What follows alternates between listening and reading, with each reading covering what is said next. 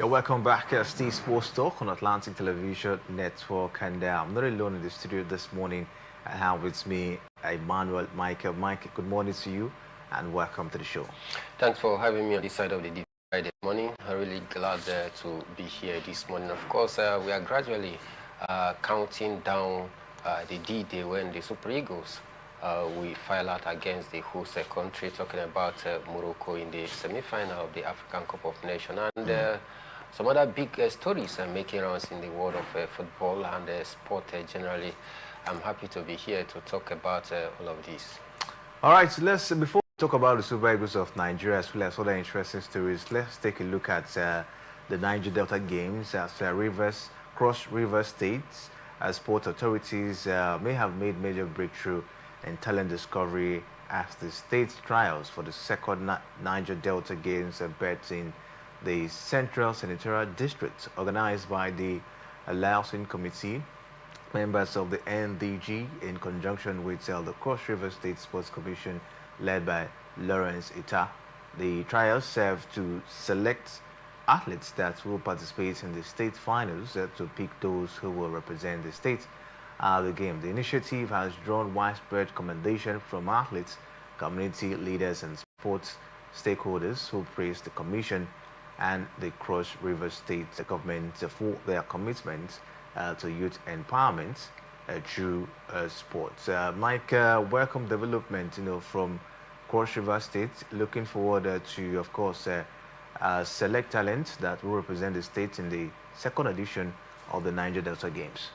Yeah, definitely welcome development for me. You see, Cross River, in the first edition of the Niger Delta Games, they were not one of the top states that finished within the podium level. And I think it's the reason why they have deemed it necessary to start talent discovery at a very early stage, even before the second edition of the Niger Delta Games. Starting from the senatorial district, where some athletes at their young age, at their prime, has been discovered. And I think for me, it's a very great way to prepare ahead of the second edition of the Niger Delta Games. Some states within the Niger Delta region might not, understand what the Cross River State is doing presently. But then when the second edition of the Niger Delta Games comes calling, and that is where they will truly understand what Cross River State is doing right now, because you need to prepare massively ahead of such a major competition or tournament. So for me, I think it's a great one for Cross River State. I will hear a few of some of those great individuals with exceptional skills has been discovered already, as the trials is being done from one senatorial district to the other.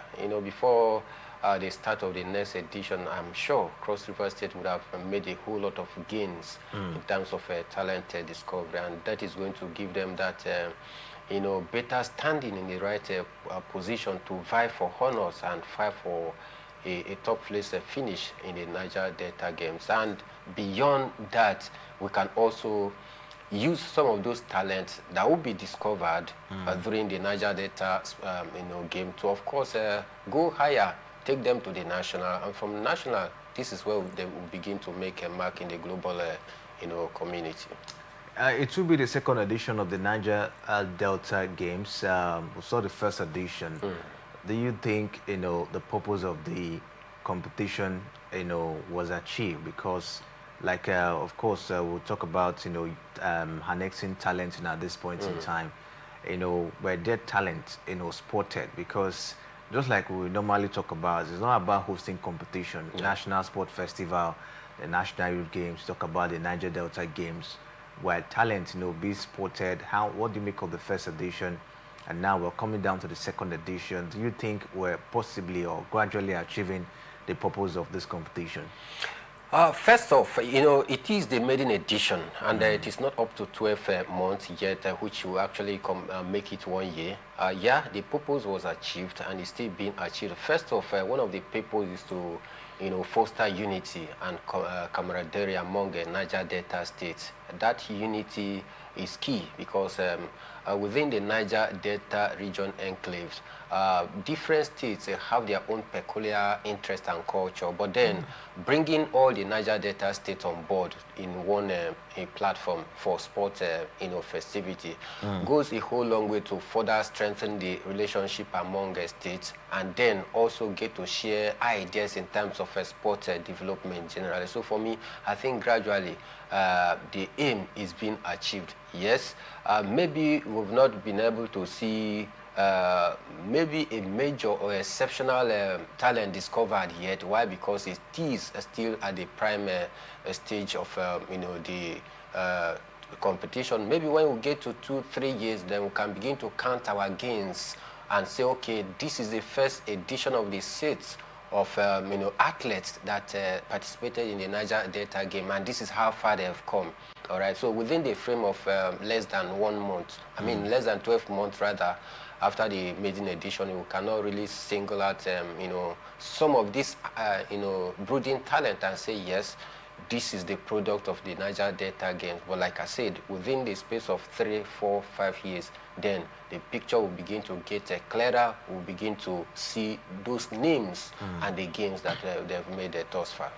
All right, let's see how this one, of course, will go then. And we wish Cross River State the very best in the second edition of the Niger Delta Games. Apart from that, let's talk basketball. As Nigerian basketball has taken too many hits off the court in boardrooms and in the hearts of players who only want to hoop. But now, after years of turbulence, a new ball is being checked in, and this time, the bounce feels different. Retired Colonel Sam Amedu, president of FIBA African Zone 3, and one of the most powerful administrators the Nigerian game has ever produced, believe the long night is ending. Now, at the heart all for this renewed optimism is a crucial meeting in Abuja, a meeting many now describe as the foundation stone for a new look Nigerian Basketball Federation, with National Sports Commission Director General Honorable Bukola Olapade presiding. Key stakeholders spoke with one voice for the first time in a long while. Mike, I don't know what you make of this move. We, of course, to experience peace once again in Nigerian basketball, taking a look at this move we're seeing now. Yes, I think the storm is gradually coming to an end. The storm might just be over very soon. If, from the report and the moves that we've seen in the last weekend, where the NOC, that is the Nigerian Olympic Committee, alongside the NSC boss and their administrators, also call those factions to a roundtable discussion. And of course, they had to discuss a way forward and how to resolve the ever internal wrangling that have bedeviled basketball developments right here in the country. Over the weekend, these factions, sat to deliberate and, chart a way forward for a new phase of the Nigerian Basketball Federation, which for me, I think both parties will definitely comply, because we have suffered, our basketball has suffered a major setback because of the internal wranglings that we've seen from some of these key stakeholders within the administrative cadre of Nigerian basketball. You talk about the need for some person who, for their own personal gains, want to, bend the rules, maneuver their way, and elongate their tenure in office, which for me I think is very unconstitutional, which is one of the key deliberations that they had to, line out. They had to bring back, the documents for tenure, expiration, all right, and place it down before these two warring factions to say, okay, this is what is obtainable, this is what is not obtainable. If you go contrary to this, I mean, you are going contrary to the constitution that governs the Nigerian Basketball Federation. So I believe with all of this, and the National Sport Commission alongside Nigerian Olympic Committee and the other key stakeholders in terms of basketball coming together to have a deliberation and discuss how we can be able to resolve this unending internal wrangles, because if we don't, I mean, we are taking 10 steps backward. Because if you take a look at the last 3 years right now, the male senior team, talking about the D Tigers, they've been a shadow of themselves, failing to qualify for major competition. In fact, the league itself is another thing, the female version. If not that the female version of the league have a steady sponsor, all right, that have been able to at least, help them, and we maneuver the challenges and the distraction of the leadership tussle at the apex. But then, beyond that, the grassroots development will be suffered, because if they continue to war among themselves, then there will be no time for them to, develop the sport itself. The senior female national team, talking about the D Tigress, the reason why they have been very successful, despite the internal wrangles rocking the Nigerian Basketball Federation, is because of the fact that the lady, talking about Irene Wakama, is one who have this youthful mind and had been playing with some of these key members of the senior male national team. And they deem it necessary to say, whatever be the case, let us fight for our own, stardom. Let us fight for our own self and not just, fighting for the Nigerian basketball. And this is why they went out there, came back with success. If not, I tell you, basketball development in the country in the last 3 years has been in comatose. You talk about the male, version. Yeah, Rivers Hoopers and some other key basketball clubs right here did pretty well right here in Rivers State, where they hosted the last 8 here. But then beyond that, how much was involved?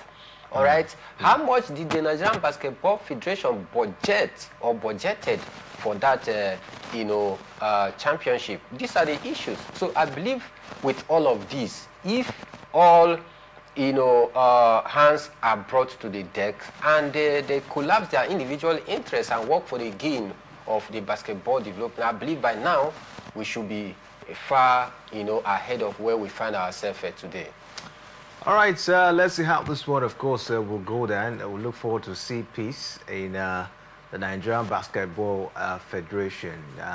We'll keep our fingers crossed and see how that one, of course, will come to actualization. But away from that, let's talk tennis this morning, as Ukrainian tennis player Marta Kostyuk has defended her conscious stand and also addressed the plight of our country during the trophy presentation of a pre-Australian Open event in Brisbane.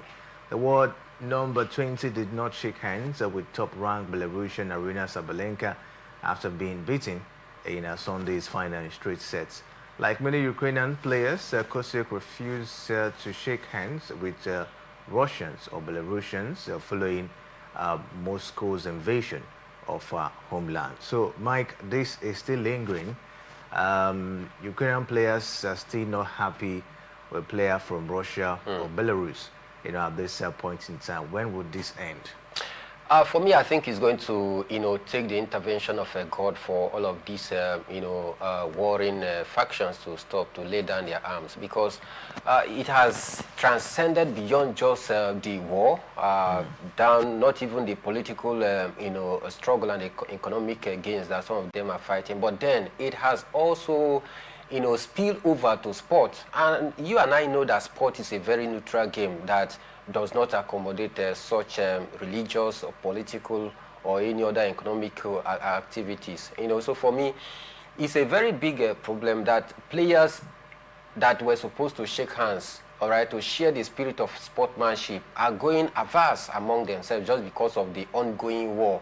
And then for you as a player, you just need to put yourself in the shoes of Matthew Kostyuk, that, back there in your home, there are many people that are suffering from pains and penury that came off the wars that is currently ongoing. And you tell me that, I'm going to be very comfortable to shake hands with you, whereas I know that your people, they are killing my people.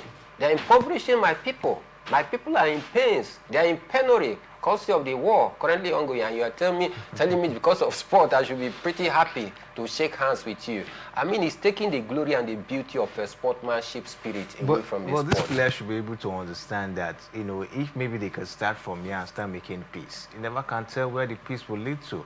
Because, okay, we understand there's an issue between Russia and Ukraine, and you're still bringing it down, you know, to sport. If you look at it, they are not the reason why what is happening at this point in time. So if they can at least embrace themselves from here, possibly you never can tell where that will lead to.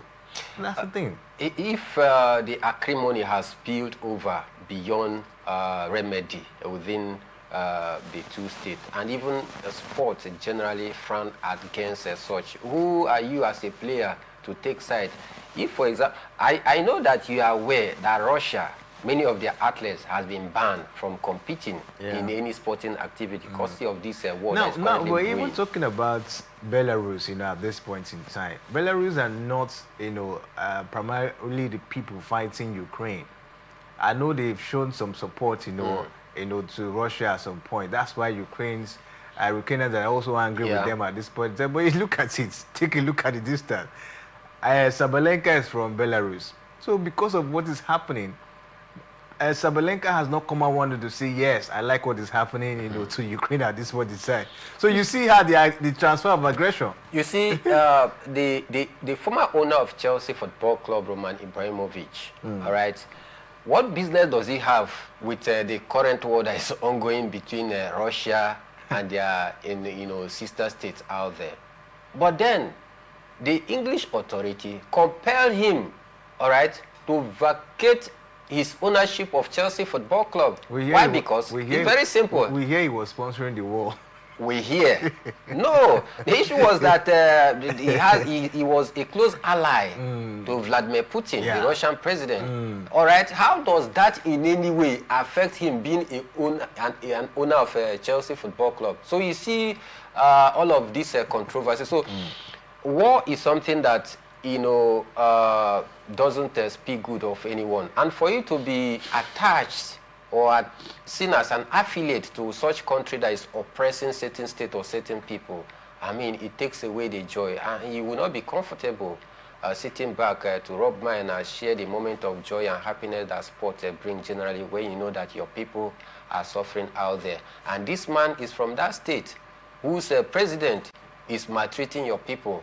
Though I know that directly you are not involved, but then, I mean, you are from there. So you are seen as one of those enemies that is attacking my people.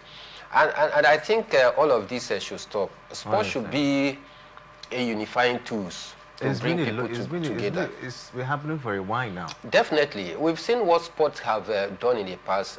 The war that was, you know, ongoing between Ivory Coast and some of their sister states out there, courtesy of you know, the sportsmanship and the leadership quality of Didier Drogba. You know, even after so many political attempts by some of Africa's biggest organizations to see how to quell that war, it did not come to an end. But Didier Drogba came in and he spoke just because of the popular voice of the fact that he is a sportsman. Both parties down their tools, and that is what sport can bring. And this is what I want to see within the tennis fraternity. But then it is not what is obtainable right now. And then will you blame the players? Maybe on their own rights, they are justifying their action by saying that, no, you cannot be treating my brother this way and you expect me to be very happy whenever I see you. So this is the case. All right, a very long issue in the beautiful world of tennis, and we hope that, you know, this will come to an end anytime from now. Still talking tennis this morning, Canada's former world number 3, Milos Raonic, announced his retirement from tennis at the age of 35 over the weekend after winning 8 ATP Tour titles and more than $20 million in prize money over a decade and a half on the circuit. Notable for a powerful serve which earned him the nickname Meso Raonic. Career peaked in 2016 when he reached the semi-finals of the Australian Open and the final at Wimbledon, losing to Andy Murray in both contests. Raonic played in 4 Masters 1000 finals from 2013 to 2020 and lost them all. The first at the Canadian Open to Rafa Nadal and the other three to Novak Djokovic. His loss to Novak Djokovic at the 2020 Cincinnati Masters was his last trip to an ATP final, and his last tour-level event was his first round loss to German Dominik Kofa at the 2034 Paris Olympics. At this point, we'll take a break. When we return, we'll bring you the latest revolving around the beautiful world of football. Stay with us. We'll be right back.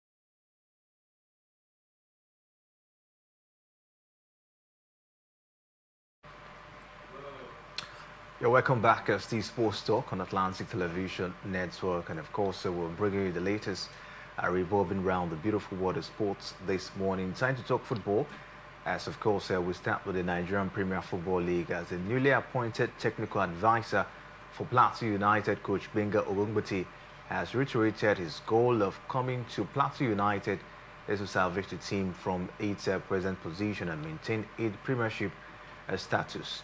Benga Ogungbati also referred to as the Oracle said this in a parley with the Sport Writers Association of Nigeria, Swan Plateau State chapter. The former Shooting Stars, Lobby Stars, Giwa FC and Sunshine Stars of our choreographer enjoined the players to aim above the star per adventure.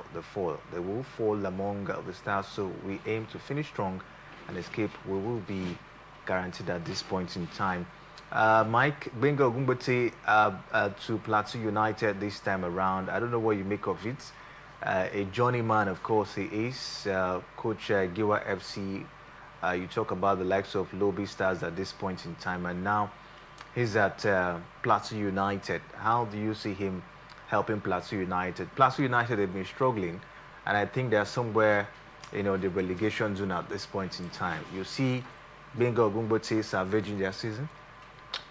I think he's a very seasoned coach, one that have traveled far and wide, all right, in his adventure for a better, club for him to showcase his technical and tactical skills. But beyond that, I think this is a very huge responsibility entrusted to Benga Ogumbote. The reason is very simple. Plateau United have been very dismal so far this season. I think they are seated 19th in the Nigerian Premier Football League table with 19 points. 19 games played, 19 points garnered. So in every single game, they just get a point. And how do you expect such a team to survive? Even if you are to bring Jesus Christ to come and tutor this team. My brother, we are almost... No, it's not funny. We are almost halfway to the season. This is the second stanza of the season that we are about to head into. All right, we have a total of 38 games to play, all right, per calendar, league. 38 games. We played almost half of the games, if not more than half of the games. About 20 games has played so far. You played 19 games. Garnered a total of 19 points. How do you expect such team to survive? So Benga Ogumbote, I think he's just going there, just maybe to keep himself busy. And of course, so you don't think he can help them survive relegation? No. I don't think that Plateau United will survive relegation. Going by the way they are playing, I saw their last game, via a certain platform. I had to watch that game from beginning to end. I tell you, this is not a team that you can put your trust on and say yes, they have the requisite skills and experience to garner the needed point that will sustain them or keep them afloat in the Nigerian Premier Football League. No doubt about the coaching credentials of Benga Ogumbote, all right? Because you must know not just how to coach, but to know how to maneuver your way through the thick and thin. This is the thick and thin period. Can he be able to sustain or stand the pressure that comes with a whole lot of responsibility, try to drag a drowning man out of the sea? It's going to be pretty difficult for Benga Ogumbote. But then, like I said, maybe just maybe they need a Jesus in person to come and form this miracle for them. All right, let's see what comes up. Benga Ogumbote, can he help Plateau United escape relegation this season? That's the big question. We'll keep our fingers crossed and see what, of course, he brings to the table. Away from that, let's talk about the Super Eagles of Nigeria. The Super Eagles trained behind closed doors yesterday as they intensified preparations for the highly anticipated semi-final encounter against Morocco. The section was held at the Complex Mohammed VI in Rabat. The training section commenced at 6 p.m. local time. The media will however have access to the first 15 minutes of the training section today as well. Now, Morocco and Nigeria will clash at the Prince Moulay Hassan Stadium in Rabat tomorrow, and we'll see how that one, of course, will go down. Mike, when it comes to times like this, Eric Chell normally, of course, put up closed doors, training, and it's been working for the man. Definitely, at this very crucial stage in a competition, all tactics need to be deployed in order for you to outsmart your opponent, because sometimes there are some eavesdroppers that may just possibly come to your camp to get one or two tactics or clips of what you are doing out there in the training, because it is what you do out there in the training that you are definitely going to showcase when the match comes calling. So to avert some interlopers coming to eavesdrop your training behind the closed doors, you just need to shut down the doors against some medias gaining access, so that the players can gain 100% focus and perfect their craft ahead of tomorrow's massive showdown against the host. So for me, I think it is traditional. It is a global practice everywhere in the world. These are some of the techniques and tactics that some coaches deployed in order for them to finally get to the land of glory, because The Super Eagles, they are about to face one of the toughest challenge in this ongoing African Cup of Nations, because they will be coming up against a very strong Moroccan side, and not just the fact that they are strong, but the fact that they are hosts as well. You know, playing in front of their home crowd is another motivation. Then you go by their record as well. Morocco remains the only team that played the longest unbeaten streaks in national team, not just here in Africa, but globally. And they've maintained that record for a very long time. Nobody has ever beaten them at home. Now, coupled with the fact that the last Women African Cup of Nations, they were also the hosts, and you can recall that they also met Nigeria, the Super Falcons. And in the final, they were leading by 2-0. But, you know, as God, I don't know whether I will say God, because when you say God, God might be for each side. As you are praying, another team is also praying. Which of the prayer will God answer? And that is why sometimes I decide to, you know, take away the God factor out of a football discussion, because God is not a partial God. All right. So I think the revenge of the Super Falcons beating their women national team to lift their 10th WAFCON title will be key in their hearts, and they will want to get, you know, a pound of flesh from that. Secondly, they are playing in front of their home fans. It's an additional motivation for the team. Thirdly, they've kept an impeccable record that no team has been able to, you know, crack, not just here in Africa, but in the world. Don't forget, they are only the first team to get to the semi-final of the World Cup. No African country have ever done so. And they have an indigenous coach, all right, in Regrego, who understands the African terrain, how football works right here. They don't just, you know, get to this level by fluke. They've been able to work their way through. We talked about the fact that some of the facilities being experienced out there in Morocco are top-notch, top-class edifice that can host even the World Cup. The reason is very simple. They had to put up a 10-year plan. And it's not even up to 6 years. They are beginning to reap the benefits of the massive investment put into sport infrastructure and development so far. So with all of these indices, my brother, the Super Eagles, they are coming up against, you know, beast, and they need to buckle up their seatbelts. That was what they said, you know, against Algeria. And the Eagles, of course, did the unthinkable. No. Algeria, they were not the hosts. And secondly, Algeria, they don't have that chemistry the way the Moroccans have. These are some of the things. Though, another factor you need to also look at is that this is a North Africans. It's always a difficult battle whenever this, you know, West Africans come up against North Africa. Super Eagles have beaten 2 North African countries in this competition. They might not just be lucky again this time around. Maybe they are going to meet their Waterloos. All right, let's see how it goes. That game comes up tomorrow, and we wish the Super Eagles of Nigeria the very best in that one. But still talking about the team, the Nigerian national team has received some good news about their players' fitness as they get ready for their semi-final match in the 2025 African Cup of Nations. Defender Aliou Busu and Wilfred Ndidi, following a planned recovery program, and their physical conditions are getting better. The medical staff are keeping a close eye on both players as they work to get back to full fitness ahead of the semi-final game against Morocco. Now, even though Ndidi has improved, he cannot play in the semi-final match against Morocco because he got booked in the earlier part of the tournament. And Mike, that's should that cause for worry at this point in time, looking at how instrumental Wilfred Ndidi, of course, has been in the midfield of the Super Eagles of Nigeria?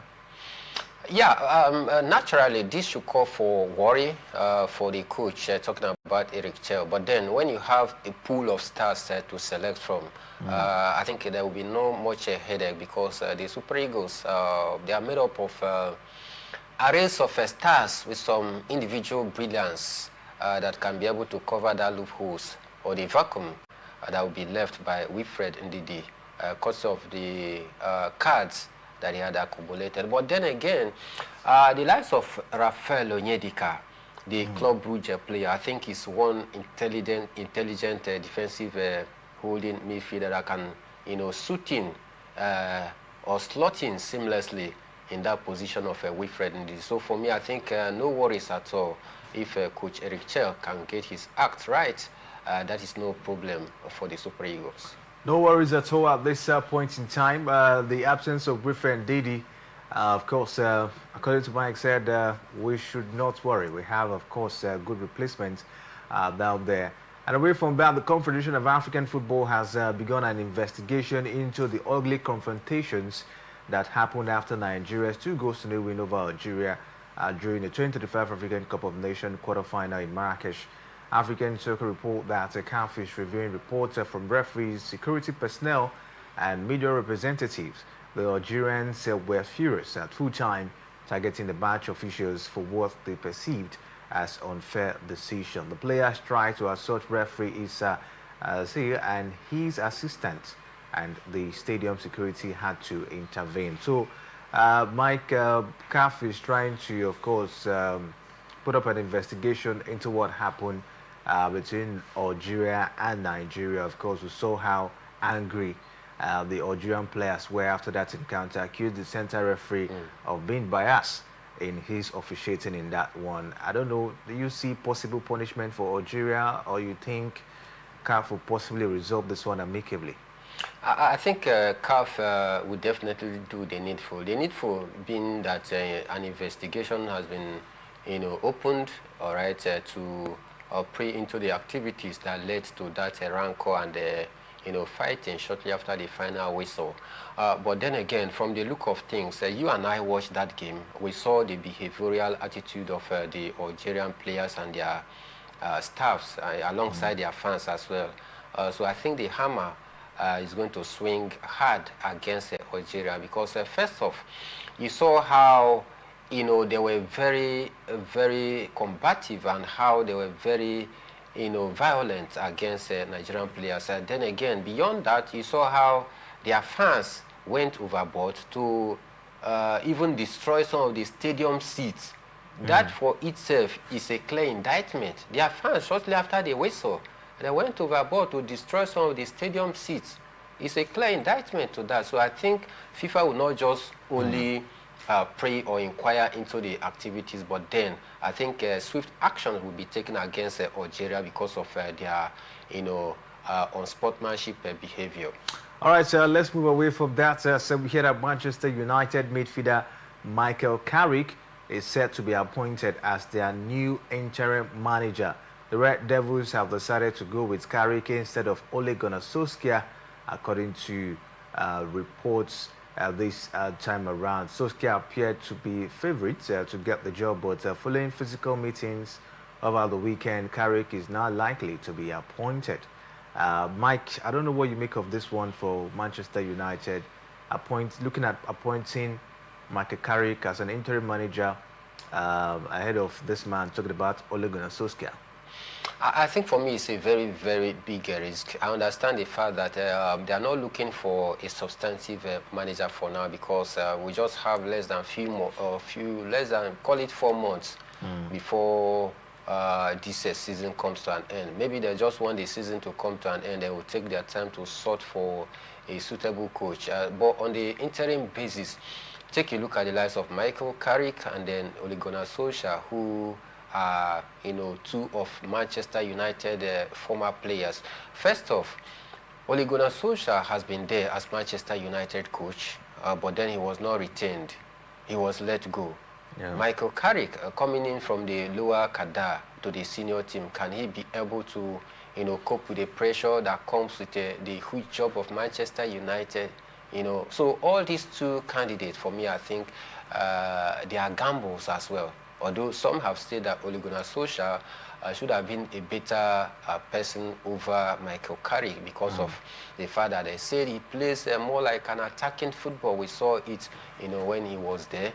But for Michael Carrick, there is this, skepticism that he be the man that can be able to galvanize this Manchester United team. But then, I think for me, I would like to say that it is better for you to shake hands with an already known devil than for you to extend warm greeting to unknown devil. The unknown devil is one that we have not tested, being Michael Carrick. And of course, the relatively known devil maybe Ole Gunnar Solskjaer, who has been there before, you've tested what he can do. So I think, you know, Ole Gunnar Solskjaer should be the man. But then you look from the look of things, over the weekend when these two actually met the board, majority of the board members actually favors Michael Carrick. So he might just be the man.